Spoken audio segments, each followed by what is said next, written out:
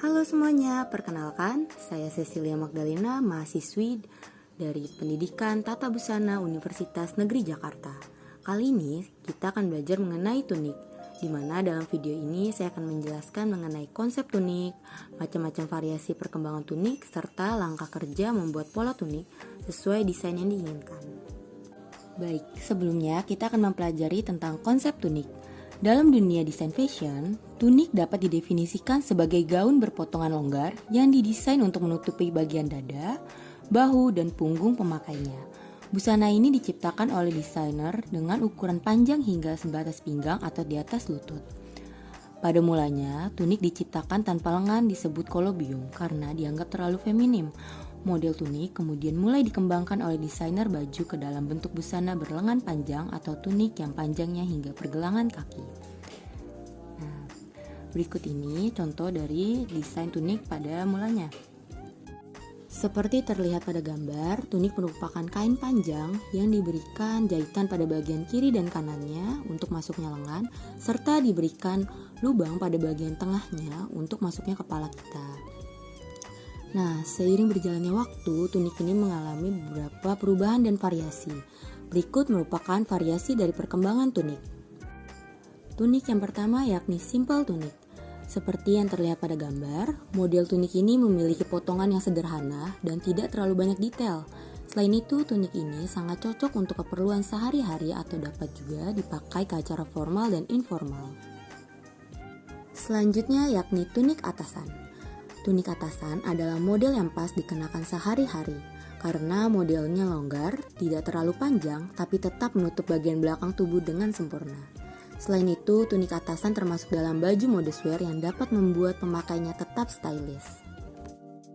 Berikutnya, tunik asimetris. Seperti yang terlihat pada gambar, tunik asimetris memiliki potongan yang asimetris, di mana tunik ini dapat digunakan pada kesempatan pesta maupun pakaian harian. Selain itu, potongan asimetris dapat menyamarkan bentuk tubuh dan membuat penampilan terlihat fashionable dengan perpaduan yang tepat. Selanjutnya yakni tunik peplum. Tunik peplum akan memberikan kesan feminim karena tunik peplum ini memiliki efek lebih mengembang dan penuh pada bagian bawah. Tampilan yang demikian menjadikan aksen peplum tampak sempurna digunakan dalam acara formal maupun casual. Untuk acara formal sendiri disarankan untuk menggunakan bahan yang kaku agar peplum lebih mengembang, dan untuk acara casual disarankan menggunakan bahan-bahan yang lebih jatuh agar terlihat lebih santai. Selanjutnya yakni tunik abaya. Seperti yang terlihat pada gambar, tunik abaya adalah kombinasi antara tunik dan abaya. Tujuannya adalah agar abaya terlihat lebih casual. Dengan model yang lebih fashionable, tunik abaya bisa dipakai di acara formal maupun informal.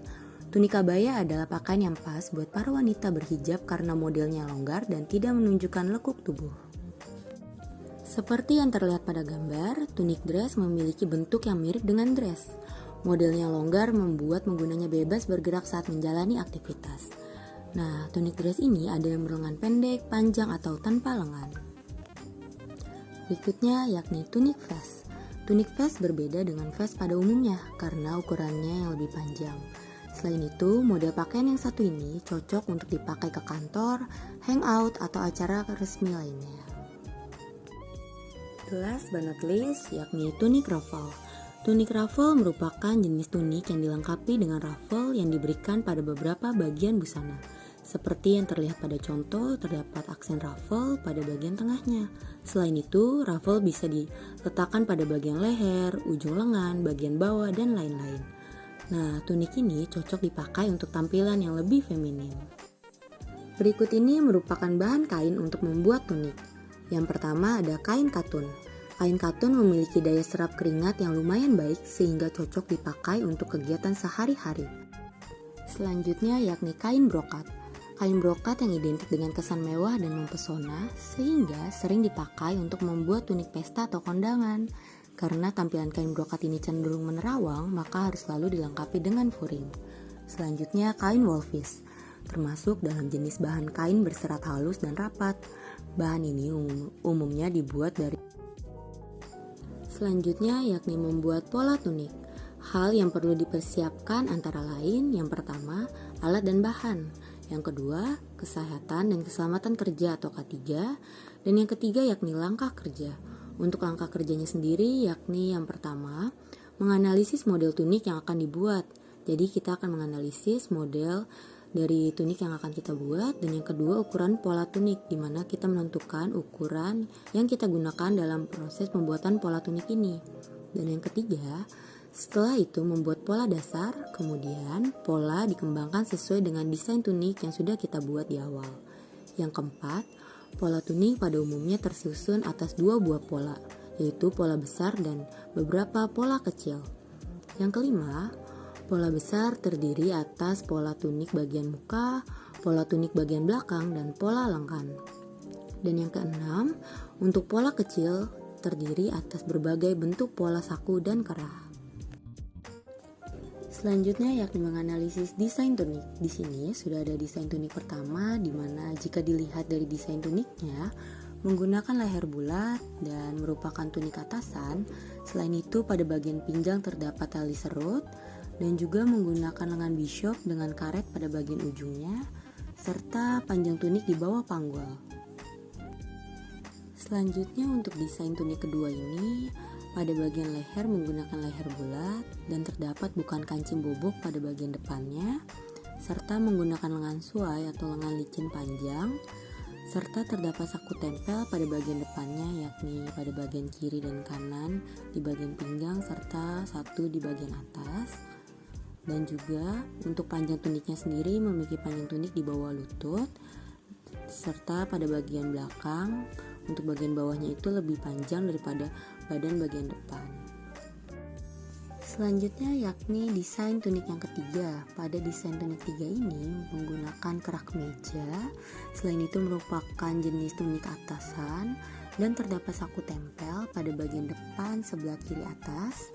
Selain itu menggunakan lengan suai atau lengan licin panjang dengan manset di ujung lengannya dan menggunakan bukan kancing. Selain itu untuk panjang tuniknya sendiri memiliki panjang tunik di atas dengkul.